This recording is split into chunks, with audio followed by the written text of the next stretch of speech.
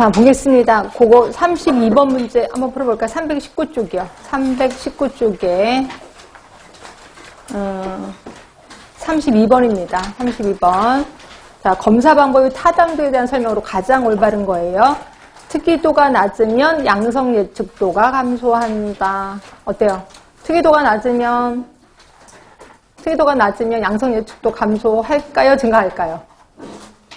응? 모르겠어요? 변함이 없어요? 근데 특이도가 낮으면은 어떤 거예요? 정확한 검사 아니죠? 양성 예측도도 당연히 떨어지겠구나 생각하시면 돼요. 이거는. 그 다음에 민감도가 증가되면 특이도가 함께 증가한다? 아닌 건 아시죠? 민감도하고 특이도는 양관계라고 보시면 돼요. 민감도 올라가면 특이도는 떨어지게끔 되어 있습니다. 그래서 이번도 아닌 거고요. 자, 이거예요. 진단 기준이 경계값을 올리면 아까는 내리면이었었어. 그렇지? 근데 올리면 어떻게 돼요? 그러면 민감도는 감소돼요. 민감도는 감소됩니다. 자, 유병률이 높은 질환은 아까 뭐가 높은 검사를 하라 그랬죠? 민감도가 유병률이 높아. 환자가 많다 그랬죠? 진짜 환자를 골라내야 되겠죠? 그럼 무슨? 민감도가 높은 검사 방법을 사용해야 돼요.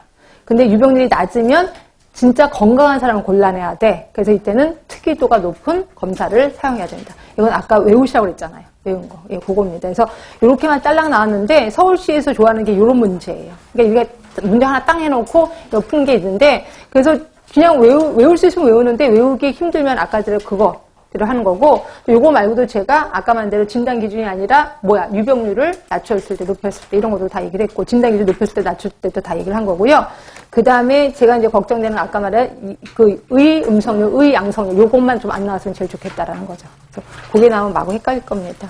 그래서 기출문제도 보시면 의 양성률, 의 음성률을 구하라는 건 거의 없어요. 민감도 특이도밖에 없어서. 그래서 그 정도 되지 않을까라고도 생각이 듭니다. 자, 이렇게 있고. 그 다음에 우리 계속해서 넘어갈게요. 우리 337쪽까지 했고 338쪽에서 보시면 그래서 이제 기획 과정을 한번 쭉 훑어봤고요. 기획 과정에서 평가 이런 것들도 있는데 여기서 이제 구분하실 건 그거예요. 예전에도 우리 평가 방법을 했지만 산출 평가하고 결과 평가 이거 좀 구분하자라고 표현했고요. 여기서도 그 말이 나옵니다. 투입에 대한 평가는 다 아실 거고 활동 단계에 대한 평가도 역시 그 시기에 몇 월 달까지 뭐 하기로 했어 그럼 다 했는지 그것도 아주 그렇게 어려운 건 아닐 겁니다. 산출 단계 평가가 있고 결과 단계 평가 3번, 4번 요걸 좀 구분할게 해요. 그때도 분명히 제가 얘기를 하긴 했는데 자, 직접적인 산출물이 산출 평가야. 결국 내가 어떤 예를 들어서 결핵 유병률을 낮추기 위해서 사람들을 주민들을 모아놓고 교육을 했어. 그거 얼마나 교육을 했는데 교육 횟수요. 이런 것들 교육 또는 상담 횟수 이런 것들은 모두 산출 평가라고 볼 수 있어. 그러니까 직접적인 산출을 얘기하는 거고요. 결과 평가는 그래서 유병률이 어떻게 됐는데 이런 걸 보는 거죠. 또는 만족도가 어떻게 됐는데 이런 것들도 보는 게 결과 평가. 그래서 대부분 산출 평가하고 결과 평가가 좀 헷갈린다라고 표현을 했었을 거예요. 자, 그리고 이런 과정에서 경제성을 평가하는데요. 이것도 그렇게 나오지는 않았는데 나올 법해서 비용 효과 분석, 비용 편익 분석, 비용 효용 분석이 있습니다. 이것도 제가 요번에 최근에 이거 올려놨을 겁니다. 그러니까 여러 번 생각하면서 제가 올려놓은 겁니다. 그러니까 제발 좀 보셔야 돼. 유튜브에 올려놨거든요. 아주 잘 돼 있는데 그건 좀 더 깊은 내용이긴 합니다. 자, 일단 설명을 드릴게요.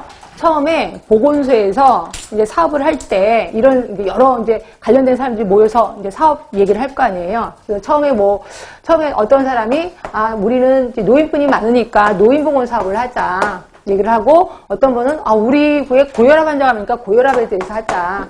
또는 모성에 대해서 하자. 그래서 모성에 대한 사업을 하자라고 여러 대안을 설정을 할 거예요. 그렇죠? 여러 대안을 설정한다는 건 결국 뭐냐면 목표가 여러 개라는 거야. 그렇죠? 이렇게 목표가 여러 개 있을 때 가장 좋은 것을 뽑아낼 때 사용하는 게 뭐냐면 비용 편익 분석이에요. 비용 편익 분석.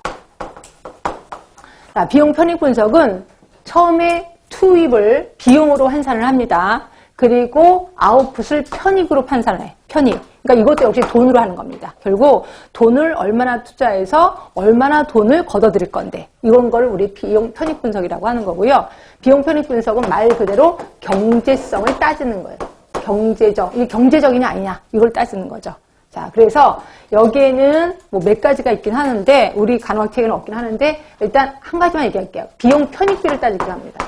자, 비용 편익비는 뭐냐면, 자, 투입분의 산출을 따지는 거야.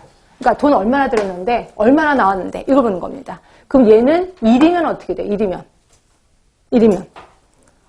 내가 500원을, 그러니까 500만 원을 투자했을 때 500만 원이 들어오는 겁니다. 그렇죠? 그럼 얘는 1보다 커야 돼, 작아야 돼? 1보다 커야 되죠. 그래서 비용 편익비가 1보다는 커야 돼. 그럼 그 사업합니다. 비용 편익비가 있다고 생각해서. 자, 그리고 이걸 또 빼기도 해요. 그걸 우리 순현재 가치라고 합니다. 순현재 가치. 이게 우리 책에는 없을 거예요. 순현재 가치는 빼는 거야. 그러니까 산출에서 그 다음에 투입을 빼는 거죠. 그럼 얘가 0이면 어떻게 돼요? 똑같은 거죠. 500만 원 투입했더니 500만 원이 나온 거야. 그러니까 얘는 0보다는 커야 되겠구나, 이렇게 생각하시면 돼. 그렇죠? 그래서 이렇게 두 가지, 이거 말고도 또 있는데, 일단 두 가지만. 근데 우리 간헐책은 대부분 비용 편익비로 나오긴 하더라고요. 하여튼 이랬을 때 돈이 되는 장사를 뽑아. 이걸 우리 비용 편익 분석이라고 하는 거고요. 그래서 봤더니, 고혈압에 대한 게 돈이 좀 남는 장사 같아. 그럼 이걸 뽑았어요. 드디어 목표가 하나로 딱 결정이 된 겁니다. 자, 그럼 고혈압에 대한 사업을 할 때 여러 가지 수단을 선택해야 될 거야. 그죠? 수단. 자, 방문을 할까?